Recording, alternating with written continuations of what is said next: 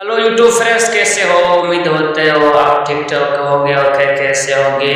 मैं आपका नया यूज़र हूँ। प्लीज़ तो मेरे YouTube channel Siraj Ahmed official को सब्सक्राइब कीजिए ताकि हर नए वीडियो, हर नए अपडेट, किसी भी ड्रामे को हो और किसी भी बेहतरीन कोई फिल्म आती है पाकिस्तानी, तो मैं आपको अपडेट देता रहूँगा। बर वक्त आपको मिलेगी अपडेट हर एपिसोड के आगे, बिल्कुल सच्ची और बिल्कुल वेरीफाई के साथ।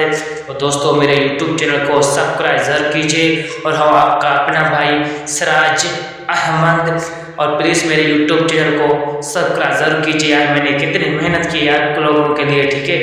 फिर मेरे सब्सक्राइब एक तो बनती है ना भाई। प्लीज़ मेरे यूट्यूब चैनल को सब्सक्राइब कीजिए। और मैं फ़नी वीडियो के टॉपिक बना रहा हूँ और अपने टैलेंट की फिल्म की, तो मेरी ख्वाहिश है कि अगर आप साथ देंगे तो इस यूट्यूब चैनल पर फ़नी वीडियो मेरी आएगी और मेरे कोई कंटेंट ड्रामे के रखूँगा, ठीक है? ड्रामा अपना बनाऊँगा खुद का, पाकिस्तानी ड्रामा कोई अच्छा खासा देख कर फ़नी वीडियो के साथ।